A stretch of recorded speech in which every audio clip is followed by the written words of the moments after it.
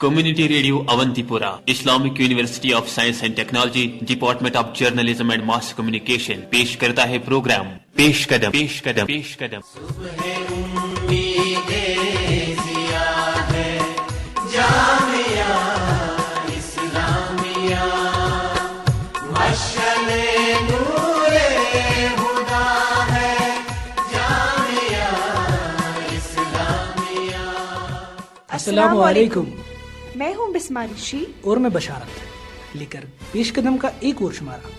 हमारे आज के शुमारे में श्रीनगर में फुटपाथ बराए नाम नाकिस पॉलिसी की वजह से लोग परेशान। नया तालीमी साल शुरू होते ही स्कूली सरगर्मियों में इजाफा।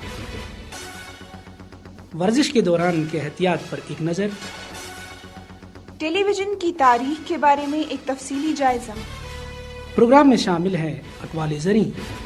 हमारे आज की कथपिन में हमने आपसे पूछा है कि क्या आप इम्तिहानात से डरते हैं? और अब पेश है मौज़ूआत की तफसील। सामाईन, वादी के अक्सर इलाकों में फुटपाथों का कहीं नामो निशान ही नहीं है और जिला हेडक्वार्टर्स पर भी शाज़ो नादिर ही इस तरह की कोई पटरी नजर आ रही है। गाँव तो गाँव, अब शहरों का हाल भी कुछ इससे मुख्तलिफ नहीं।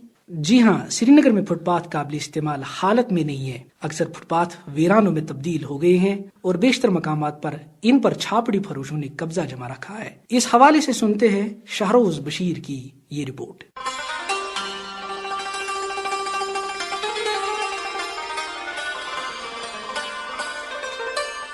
फुटपाथ एक तंग नुमा रास्ता है जो सिर्फ और सिर्फ पैदल चलने वालों के लिए इस्तेमाल होते हैं और किसी भी ट्रैफिक के लिए नहीं। फुटपाथ आमतौर पर शहरों में होते हैं जो एक राहगीर को महफूज और आरामदेह रास्ता फराहम करता है।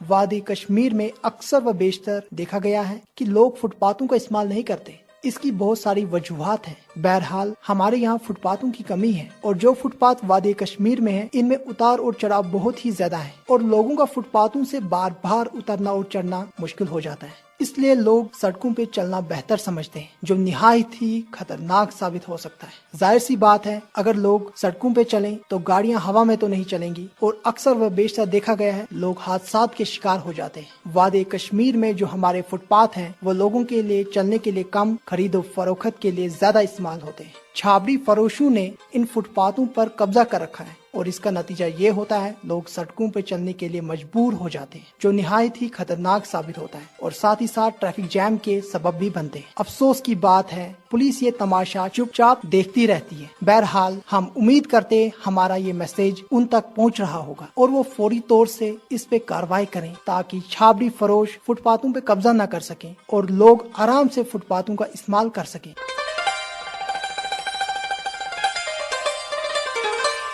सामीन, मौसम सरमा में जब बर्फबारी होती है तो अक्सर व बेशतर देखा जाता है फुटपाथों से बर्फ फौरी तौर से उठाई नहीं जाती जैसे सड़कों से साफ की जाती है। इस असना में फुटपाथों पे पैर फिसल जाने के इम्कानात बहुत ज्यादा होते हैं और इसलिए लोग सड़कों पे चलना बेहतर समझते हैं क्योंकि सड़कों पे बर्फ जल्दी साफ की जाती है। मेरा नाम है दानिश सईद भट्ट और मैं कहना चाहता हूँ कि जो लोग हैं वो फुटपाथ पे इसलिए नहीं चलते हैं क्योंकि फुटपाथ पे बहुत जगह गेप्स होते हैं, वहाँ पर लोगों को उतरना पड़ता है, फिर से चढ़ना पड़ता है। इसलिए वो प्रेफर करते हैं कि वो रोड पे चलते हैं और लोगों को ये आसान लगता है कि हम रोड पे चलें बजाय फुटपाथ के। मेरा नाम आसिम है।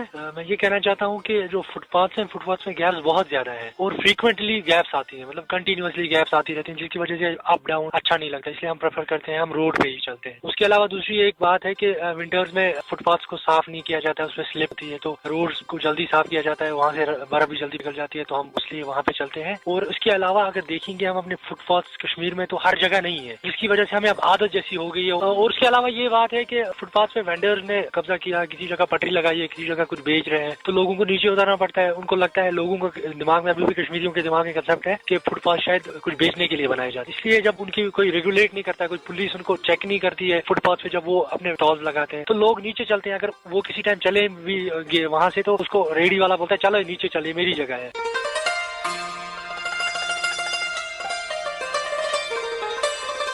आखिर में लोगों से गुजारिश करते हैं अगर फुटपाथ है इसका इस्तेमाल करें और एक आला शहरी होने का सबूत पेश करें और साथ ही साथ हुकूमत का भी फर्ज बनता है छाबड़ी फरोशों पर कानूनी कार्रवाई की जाए जो फुटपाथों पर कब्जा करके बैठे हुए हैं। शहरोज बशीर, पेश कदम।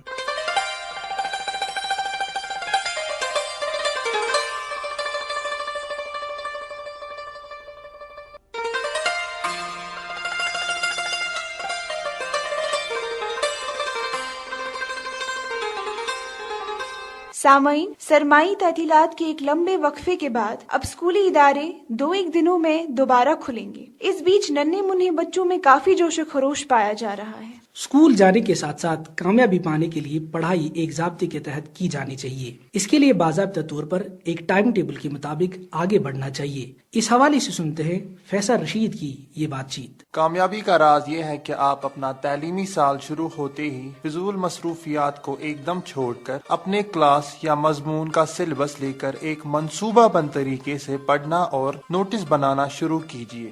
یہ بات روز روشن کی طرح صاف عیاں ہے کہ ہر ایک طالب علم کے لیے امتحان میں اچھے خاصے نمبرات یا گریڈ حاصل کر لینا بظاہر نہ کوئی معمولی بات ہے اور نہ یہ محض چند دنوں کی تیاری یا سرسری طور پر کتاب پڑھنے سے ممکن ہو سکتا ہے۔ اس کے لیے ضروری ہے کہ ہم سال بھر ایک منصوبہ بند طریقے سے جی لگا کے پڑھیں گے اور درج ذیل اہم باتوں پر عمل پیرا ہو جائیں گے۔ آپ تعلیمی سال کے آغاز میں ہی یہ طے کر لیجئے کہ مجھے امسال ضرور اول درجے میں پاس ہونا ہے، پھر پڑھائی کے لیے ایک شیڈول بنائیں گے۔ کوئی بھی دن بیکار نہیں گزر جانا چاہیے۔ ہمیشہ کوشش یہ رہنی چاہیے کہ سال بھر کا پورا کورس آپ پڑھ ڈالیں۔ چند اسباق کو چھوڑنا کئی مسائل کھڑا کر سکتے ہیں۔ مثلا اکثر اوقات تمام اسباق ایک دوسرے سے مربوط اور منضبط ہوتے ہیں، اس لیے ایک سبق کی لا علمی دوسرے سبق کو سمجھنے میں ہر طرح سے رکاوٹ پیدا کر سکتی ہے۔ پڑھائی کا طریقہ ہمیشہ یہ رہنا چاہیے کہ پہلے سرسری طور پر پورے نصاب کو آپ پڑھیں، پھر کلاس روم میں جو کچھ استاد پڑھائیں گے تو اس کو گھر میں بھی بڑی سنجیدگی سے پڑھیں اور ساتھ ہی امتحان کے لیے اچھے نوٹس بھی بنا لیجیے۔ یاد رہے گا کہ نوٹس کے لیے آپ اچھی کتابیں، رسائل اور انٹرنیٹ کو بھی بروئے کار لا سکتے ہیں۔ دوسروں کی نوٹس لینے سے آپ گریز ہی کیجیے۔ نوٹس تیار کر لینے کے بعد جب آپ امتحان کی تیاری میں لگ جائیں گے تو ہر ٹاپک میں اہم حصے یا نقطے کو نشان زد کر دیجیے تاکہ بار بار ان پر آپ کی نظر پڑتی رہے گی۔ یا اپنے ساتھ ایک چھوٹی سی نوٹ بک بھی رکھیں جس پر پورے سلیبس میں سے ہر ایک مضمون کے لیے ایک یا آدھا صفحہ مختص رکھیے۔ ہر عنوان کے نیچے موضوع سے متعلق صرف اہم نکات، مقولے، فارمولے، تاریخیں اور دیگر ڈیٹا لکھیے۔ اس نوٹ بک کو اپنے ساتھ رکھ کر بار بار اسے دیکھا جا سکتا ہے یا امتحان سے قبل بھی اس پر ایک طائرانہ نظر ڈالی جا سکتی ہے۔ آپ کے لیے بہت ہی ضروری ہے اور ٹیکسٹ بک ادب میں ہر کسی کلاس کی درسی کتاب، ساتھ ہی حوالہ جاتی یا امدادی کتابوں کے مطالعے سے آپ کی علمیت میں اور زیادہ اضافہ اور امتحانی نوٹس بنانے میں آپ کو ضرور آسانی ہو سکتی ہے۔ آپ نے جو کچھ بھی پڑھا یا کلاس ٹیچرز سے سیکھا، اس کو رسمی یا غیر رسمی طور پر دوسروں کے ساتھ، خاص کر اپنے ہم جماعتوں کے ساتھ شیئر کیجیے۔ اس سے آپ کی علمیت میں اضافہ کرنے کا اعتماد بھی بڑھ جاتا ہے۔ پچھلے امتحانی پرچوں کو ضرور لائیے اور گھر میں بیٹھ کر مشق کے لیے انہیں حل بھی کیجیے، اور ان پرچوں کو آپ بطور ماڈل بھی اپنے پاس رکھ سکتے ہیں یا بروئے کار لا سکتے ہیں۔ امتحان میں کامیابی کے لیے ذہانت تو صحیح مگر اچھے خاصے طریقوں اور تراکیب کا استعمال بھی اچھی کارکردگی کا باعث بن سکتا ہے۔ اسی لیے اپنے کام کا زیادہ سے زیادہ اعادہ کرتے رہیں اور زیادہ سے زیادہ تاریخوں، اشخاص کے ناموں، حوالوں، متن کی اہم حصوں، اشعار، فارمولوں، اہم اصطلاحات، اہم اعداد و شمار اور ڈیٹا کی طرف نوٹس کی تیاری میں یا پھر امتحان میں پوچھے گئے سوالات کے جوابات میں خاص دھیان دیجیے۔ پورے کورس کو یاد کر کے یا ذہن نشین کر لینے کے بعد جب بھی آپ اس کورس کے بارے میں سوچیں گے تو ایک بار تمام مضامین کے عنوانات اور ان سے متعلق اہم نکات کو بار بار اپنے ذہن میں دہرائیے۔ امتحانی حال میں داخل ہونے سے قبل پورے اطمینان کے ساتھ تیاری کیجیے اور بغیر کسی خوف یا وسواس کے حال میں اپنی سیٹ پر بیٹھ کر باقی تمام مصروفیات یا تفریقات کو یک طرف چھوڑ کر بڑے صبر اور سکون کے ساتھ اپنا جوابی پرچہ لکھنے کی بھرپور کوشش کرتے رہیے۔ پہلے پورا سوال نامہ پڑھیے، پھر انتخاب کے دوران ذہن زیادہ تازہ کر کے مختلف سوالوں کا آپسی میں موازنہ کر لیجیے کہ میرے لیے کس سوال کا جواب دینا مناسب ہوگا۔ پھر سوالوں کے انتخاب کے ساتھ ہی اس سوال کے جواب کا پورا خاکہ ذہن میں لائیے۔ جوابی پرچے میں ہر سوال کا جواب مفصل اور خوبصورت بنانے کی کوشش کیجیے۔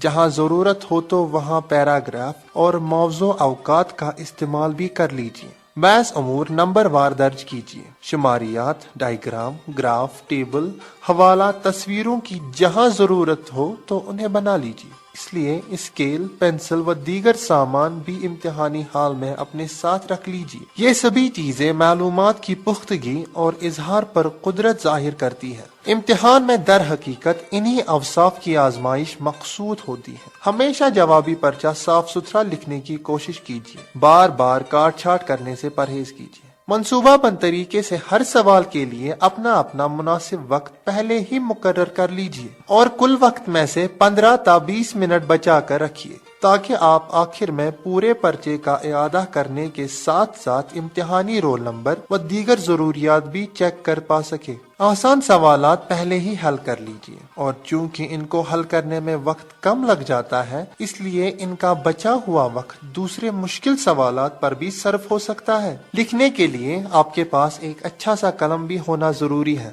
دیگر باتوں کے علاوہ ممتحن صاحبان یا امتحان سے منسلک ذمہ دار پر بھی بہت سے فرائض عائد ہوتے ہیں کہ وہ ایک تو بڑی ایمانداری اور لگن سے آپ کا امتحان لیں اور آپ کو ہر طرح کی سہولیات میسر رکھیں گے۔ طلبہ کو چاہیے کہ وہ امتحان میں نظم و ضبط کا خاص خیال رکھیں گے کیونکہ ہر کام میں اچھا نظم و ضبط اچھی زندگی کا ضامن ہوتا ہے۔ فیصل رشید، پیش قدم۔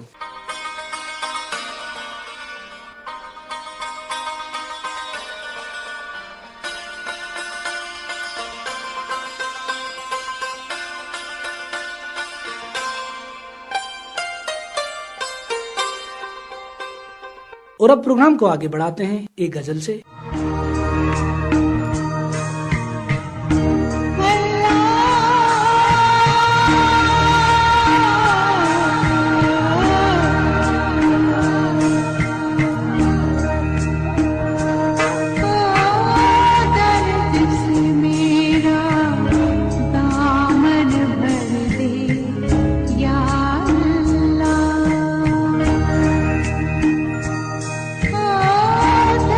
دل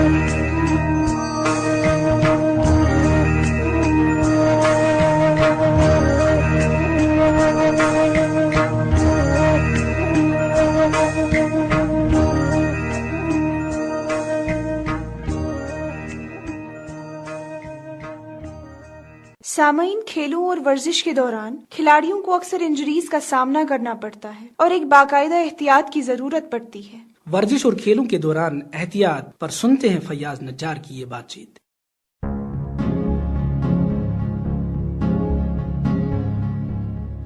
ورزش اور کھیل کود جسم کو تندرست رکھتے ہیں، مگر کبھی کبھی کھیل کے دوران ہم زخمی بھی ہو سکتے ہیں۔ کم تربیت، حادثات اور بہت ساری وجوہات کی وجہ سے ہم کھیل کے دوران زخمی ہوتے ہیں۔ عام طور پر کھلاڑی زیادہ تر ان انجریز کے شکار ہوتے ہیں: موچ آنا، گھٹنے کا زخمی ہونا، پٹھوں کا پھولنا، ہڈیاں فریکچر ہونا یا ہڈیوں کا اپنی جگہ سے ہل جانا۔ اگر آپ کبھی کھیل کے دوران زخمی ہو جاتے ہیں تو سب سے پہلے کھیلنا بند کیجیے۔ اگر آپ ایسا نہیں کرتے ہیں تو آپ کی مشکلات اور بڑھ سکتی ہیں۔ سپورٹس انجریز کا پہلا علاج رائس تھراپی سے شروع ہوتا ہے، مطلب rest, ice compression and elevation. اس تھراپی سے آپ آرام حاصل کر سکتے ہیں۔ اگر آپ اس سے بھی آرام حاصل نہیں کر پائے تو آپ کو چاہیے کہ جسم کا جو حصہ زخمی ہوا ہے اس کو زیادہ ہلائیے مت، اس کو ایک ہی جگہ پر رکھنے کی کوشش کیجیے۔ کھیل کود میں زخمی ہونا کسی کے بس میں نہیں ہوتا ہے، مگر کبھی کبھی ہم ان انجری سے بچ سکتے ہیں اگر ہم کچھ چیزوں کا خیال رکھیں۔ کچھ سپورٹس انجریز کو ہم خود ہی دعوت دیتے ہیں، کیونکہ کبھی کبھی ہمارا جسم کھیل کھیلنے کے قابل ہی نہیں ہوتا ہے، مگر پھر بھی ہم کھیل کے میدان میں کود جاتے ہیں۔ چاہے آپ کوئی بھی کھیل کھیلتے ہوں گے، کھیل کی شروعات ایک ہلکے وارم اپ سے کرنا بے حد ضروری ہے، کیونکہ ڈاکٹروں کا ماننا ہے یہ وارم اپ آپ کو تھوڑا سا فلیکسیبل بناتا ہے، جس سے انجریز ہونے کا خطرہ کم ہو جاتا ہے۔ کبھی کبھی ہم ایک دم میدان میں آ جاتے ہیں اور کھیلنا شروع کرتے ہیں، یہ بالکل غلط۔ جس دن آپ کے کھیل کا مقابلہ ہے اسے کچھ دن پہلے کوئی ایسا ہلکا پھلکا کام کیجیے تاکہ آپ کا جسم تھوڑا فلیکسیبل بنے۔ اگر آپ کا گروپ میچ ہے تو تقریباً ایک ہفتہ پہلے ہلکا سا کھیلنا شروع کر دیجیے۔ کھیل کے دوران جیسے ہی آپ کو لگے کہ اب آپ کا کھیل کی طرف من نہیں ہے تو اسی وقت میدان چھوڑ دیجیے، کیونکہ اس سے بھی انجریز ہونے کا خطرہ ہو سکتا ہے۔ سپورٹس انجریز پہلے کم ہی محسوس ہوتی ہے، مگر بعد میں یہ سنگین رخ اختیار کرتی ہے۔ اگر کبھی آپ کا ٹخنا زخمی ہوتا ہے تو یہ جلدی ٹھیک ہو سکتا ہے اگر آپ اس کا علاج جلدی سے شروع کریں گے۔ یہ زیادہ تر تب ہوتا ہے جب کھلاڑی کا پیر اندر کی طرف مڑ جاتا ہے۔ سب سے پہلے آپ ہلکی سی ایکسرسائز شروع کیجیے تاکہ آپ اپنے پاؤں کی فلیکسیبلٹی اور طاقت برقرار رکھ سکیں، مگر یہ ایکسرسائز آپ وہی کریں گے اور اسی طریقے سے کریں گے جیسا آپ کو فزیکل تھراپسٹ نے بولا ہوگا۔ گرو ان پل، اس کا مطلب ہے کہ آپ کی ٹانگ کا اوپری حصے میں مسل پل ہو جاتا ہے۔ ہاکی، فٹ بال اور بیس بال ایسے کھیل ہیں جن میں گرو ان پل ہو سکتا ہے۔ آپ پہلے رائس تھراپی کا استعمال کیجیے، آرام سب سے پہلا علاج ہے۔ اگر رائس تھراپی کے باوجود بھی آرام نہیں ملتا ہے تو جلدی سے ڈاکٹر کے پاس جائیے۔ شن سپلنٹس، اس کا مطلب ہے ٹانگ میں آگے کی طرف درد ہونا۔ شن سپلنٹس زیادہ دوڑنے سے ہوتی ہے، اس کا بھی آپ پہلے رائس تھراپی سے علاج شروع کیجیے، مگر اگر آپ ریسٹ کرنے کے بعد بھی ریلیف محسوس نہیں کرتے ہیں تو جلدی سے ڈاکٹر کو کنسلٹ کیجیے، کیونکہ فریکچر بھی ہو سکتا ہے۔ ٹینس ایلبو کا کھیل کے دوران زیادہ استعمال کرنے سے اس میں درد پیدا ہو جاتا ہے۔ یہ زیادہ تر ٹینس اور گولف جیسے کھیلوں میں ہو سکتا ہے۔ مزید آپ کو ان چیزوں کا خیال رکھنا ضروری ہے اگر آپ کبھی بھی ان انجریز کا شکار ہو جاتے ہیں۔ ہڈیوں میں کوئی بدنمائی ہونا، یعنی آپ کو ٹیڑھی لگے یا اس کی حرکت ٹھیک سے نہ ہو، یا آپ اپنا وزن برداشت نہیں کر پاتے ہیں، جسم کا پھول جانا، جلد کے رنگ میں تبدیلی ہونا، یا رائس تھراپی کے استعمال کے بعد بھی کوئی راحت حاصل نہیں ہونا، یہاں پر آپ ایک اچھے سے ڈاکٹر کے ساتھ مشورہ کیجیے تاکہ آپ جلد سے میدان کی طرف رخ کر سکو اور کھیل شائقین کو اپنا کھیل دکھا سکو۔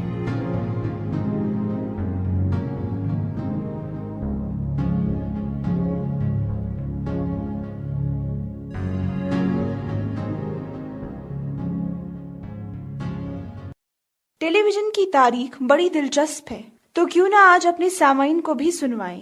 جی بالکل، اسٹوڈیو میں موجود ہیں انظر، موضوع ٹیلی ویژن۔ دنیا کا سب سے بڑا ٹیلی ویژن جس کی اونچائی ایک ہاتھی کی اونچائی سے زیادہ ہے، برطانیہ کے ایک مہنگے اسٹور میں فروخت کے لیے پیش کر دیا گیا ہے اور اس کی قیمت مانگی جا رہی ہے 6 لاکھ پاؤنڈ یعنی تقریباً 8 کروڑ 65 لاکھ روپے۔ پیناسونک کمپنی کا تیار کردہ دنیا کے سب سے بڑے ٹیلی ویژن کا سائز 152 انچ ہے۔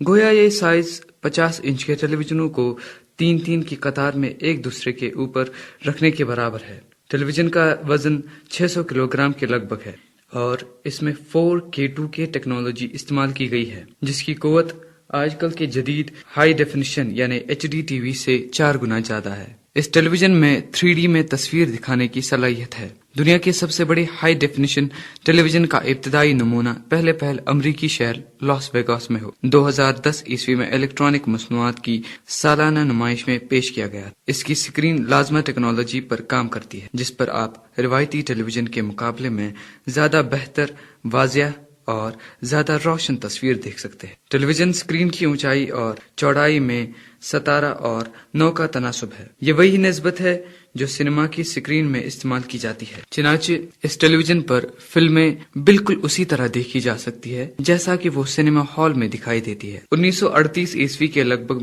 جب پہلے ٹیلی ویژن متعارف ہوا تو اس کی سکرین کا سائز محض 3 انچ تھا اور 1950 عیسوی میں جب ٹیلی ویژن اسٹیشن قائم ہونے لگے تو ٹیلی ویژن اسکرین کا سائز بڑھ کر 7.5 انچ تک پہنچ گیا۔ پاکستان میں ٹیلی ویژن کی نشریات کا آغاز 1964 عیسوی میں ہوا۔ اس وقت عام تاثر یہ تھا کہ صدر ایوب نے اپنی انتخابی مہم کو زیادہ کامیابی سے چلانے کے لیے ٹی وی شروع کیا تھا۔ لاہور میں جب پاکستان کے پہلے ٹیلی ویژن اسٹیشن نے اپنی نشریات کا آغاز کیا تو اسے دیکھنے کے لیے شہر میں کل 400 ٹیلی ویژن موجود تھے۔ ان دنوں مارکیٹ میں زیادہ تر 14 اور 16 انچ کے ٹیلی ویژن دستیاب تھے اور پھر آنے والے برسوں میں ایک عرصے تک 20 انچ کے ٹیلی ویژن کو گھر کے لیے ایک معیاری ٹی وی سمجھا جا رہا تھا، لیکن بعد ازاں امیر گھرانوں میں 24 اور 26 انچ کے ٹیلی ویژن بھی دکھائی دینے لگے۔ ابتدائی طور پر یہ ٹیلی ویژن سیٹ تجارتی مقاصد کے لیے تیار کیا گیا تھا تاکہ مختلف کاروباری ادارے اس کو اپنی مصنوعات کی تشہیر، کانفرنسوں اور دیگر مقاصد کے لیے استعمال کر سکے، لیکن اب اسے بڑی سکرینوں پر اپنی پسند کے شو، کھیلوں کے مقابلے اور فلمیں دیکھنے کے شوقین بھی خرید سکتے ہیں۔ امریکہ میں اکثر لوگوں کے گھروں کی بیسمنٹ میں، جسے عموماً ہوم تھیٹر کا نام دیا جاتا ہے، 50 سے 60 انچ سکرین کے ٹیلی ویژن عام دکھائی دیتے ہیں۔ بڑے ٹیلی ویژن امریکی مارکیٹ میں $1,500 سے $3,000 کے درمیان ملتے ہیں، جبکہ اب کئی گھروں میں 72 سے 80 انچ کے ٹیلی ویژن بھی دکھائی دینے لگے ہیں، مگر ان کی قیمت کافی زیادہ ہے۔ جبکہ فی الحال 152 انچ کے ٹیلی ویژن سیٹ ابھی امریکی گھروں میں موجود نہیں ہیں۔ مہنگی، قیمتی اور جدید ترین مصنوعات فروخت کرنے والے اس برطانوی اسٹور نے اپنے الیکٹرانک کے شعبے میں آئی پیڈ کے خصوصی اسپیکر بھی فروخت کے لیے پیش کیے ہیں، جن کی اونچائی ہے 11 فٹ اور قیمت ہے 3 لاکھ پاؤنڈ یعنی تقریباً 4 کروڑ 32 لاکھ روپے۔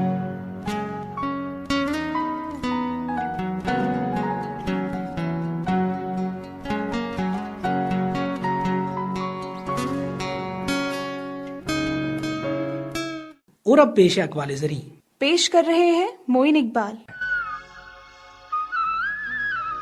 خواہشات سے بچو، وہ تمہیں کسی بھی جگہ ذلیل کروا سکتی ہے۔ جب خلقت کے پاس جاؤ تو اپنی زبان کی حفاظت کرو۔ ہم دولت سے کتابیں خرید سکتے ہیں، علم نہیں۔ اگر تم سخت محنت کے عادی ہو تو مفلسی تمہارے نزدیک آ نہیں سکتی۔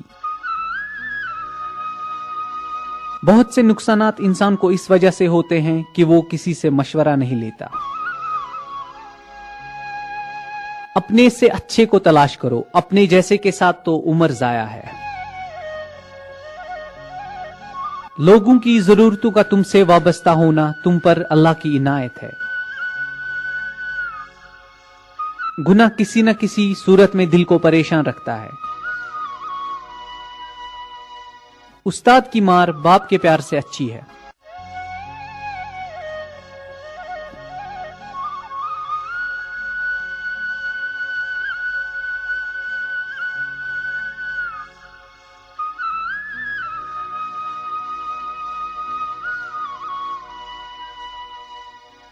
پروگرام کے آخر میں آپ سنتے ہیں ہمارا کتھ سیگمنٹ۔ ہم نے آپ سے پوچھا ہے کہ کیا آپ امتحانات سے ڈرتے ہیں؟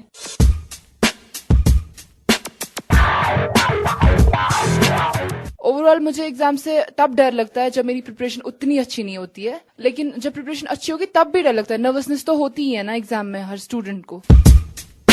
میرا نام فیصل رشید ہے. نہیں، مجھے ڈر نہیں لگتا ہے. مجھے یہ نہیں پتا ہے کیوں نہیں لگتا ہے، پر نہیں لگتا ہے مجھے. یا تو میں پوری طرح سے پریپیئر ہوتا ہوں، جو کہ میں ہوتا نہیں ہوں، یا مجھے ناکامی کا ڈر نہیں ہوتا، کیونکہ بہت سارے ایگزام دیے ہیں بچپن سے، ماشاءاللہ سب اچھے کیے ہیں.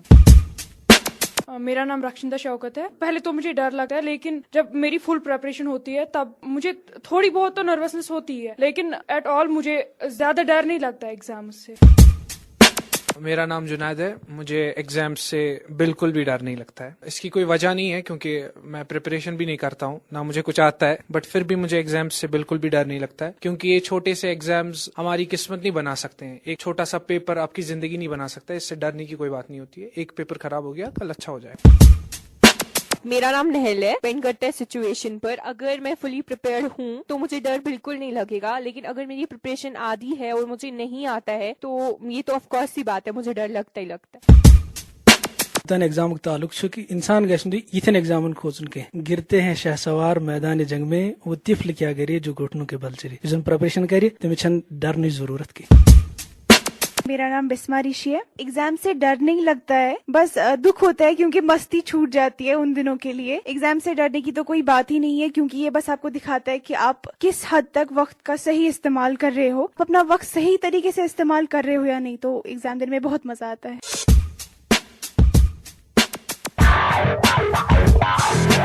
اس کے ساتھ ہی پیش قدم کا ہمارا آج کا شمارہ ختم ہوا. بسما ریشی، بشارت اور پروگرام کی پوری ٹیم کو دیجیے اجازت. خدا حافظ. ابھی آپ سن رہے تھے کمیونٹی ریڈیو اونتی پورا، Islamic university of science and technology, department of journalism and mass communication کی پیشکش. پیش قدم پیش قدم پیش قدم سے جدا سنو ایک نئی آواز، نیا ہے یہ پیش قدم.